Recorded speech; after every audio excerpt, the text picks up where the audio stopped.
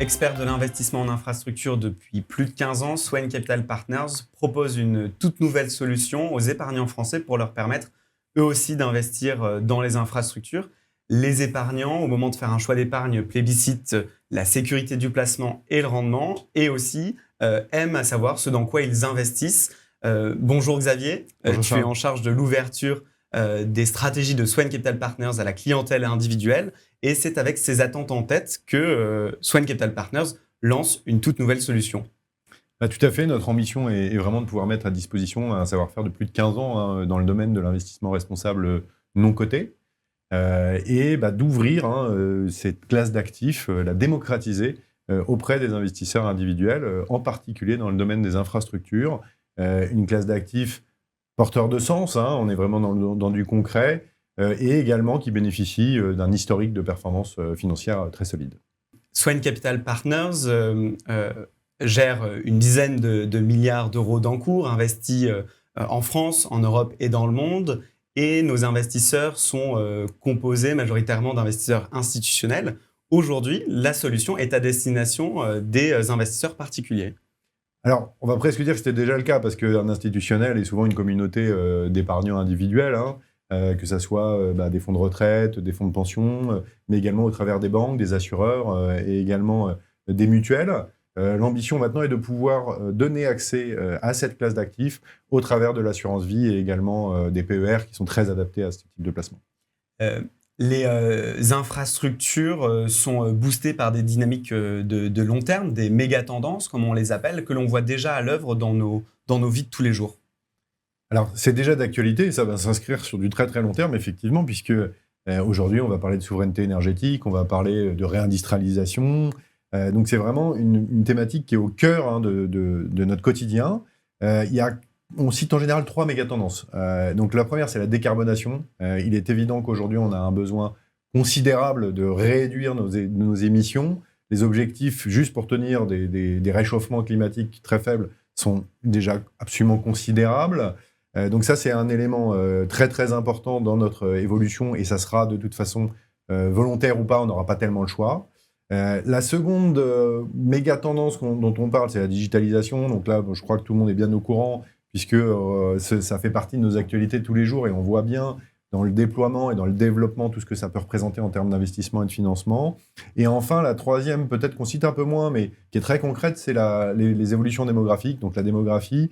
Alors, pas nécessairement comme on l'entend, c'est-à-dire qu'il y a 2 éléments. C'est la partie vieillissement de la population, qui est très significative au niveau mondial, et ensuite un transfert également des populations vers les zones urbaines. Ce sont des méga tendances d'un point de vue global, mais les infrastructures, on les retrouve dans nos gestes de tous les jours.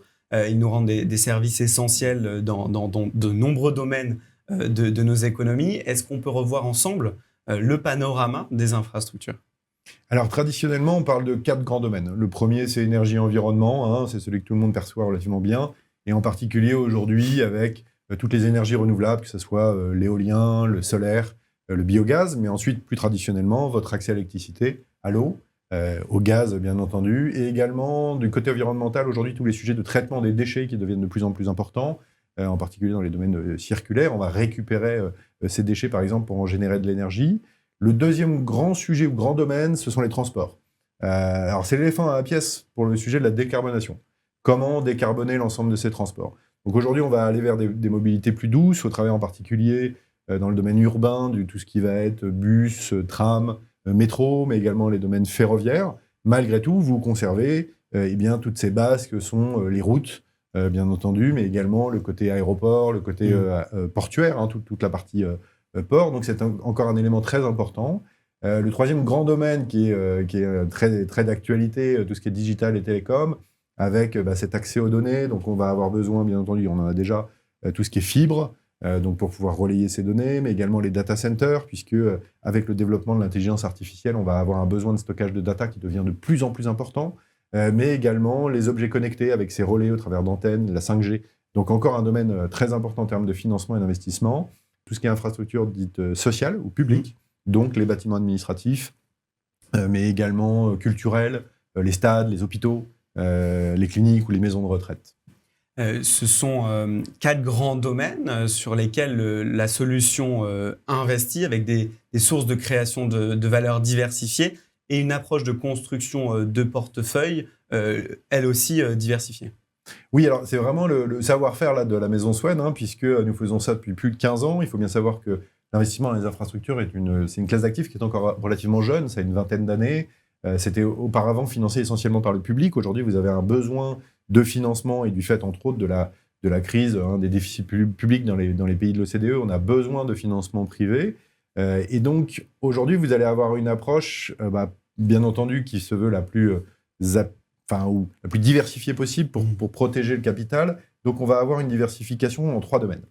En général, vous allez avoir une première approche par secteur, on vient de les citer. Vous avez quand même une diversité d'actifs qui est très large, sachant que dans chacun des projets, vous pouvez avoir plusieurs actifs.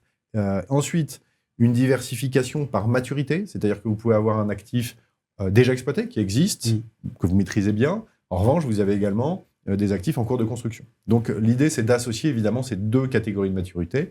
Et enfin, la 3e catégorie en termes de diversification, c'est la diversification géographique. On va investir dans l'ensemble des pays européens, mais également dans d'autres pays de l'OCDE, et en particulier en Amérique du Nord, que ce soit aux États-Unis ou au Canada.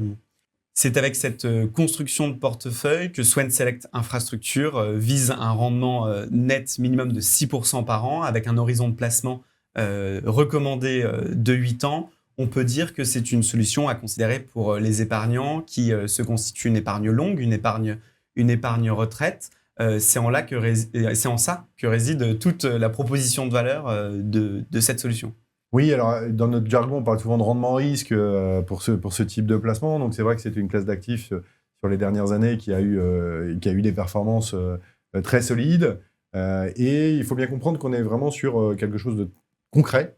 Les infrastructures, c'est votre quotidien. Enfin, c'est ce que je disais, hein, fourniture d'électricité, d'eau. Donc on revient sur nos fondamentaux.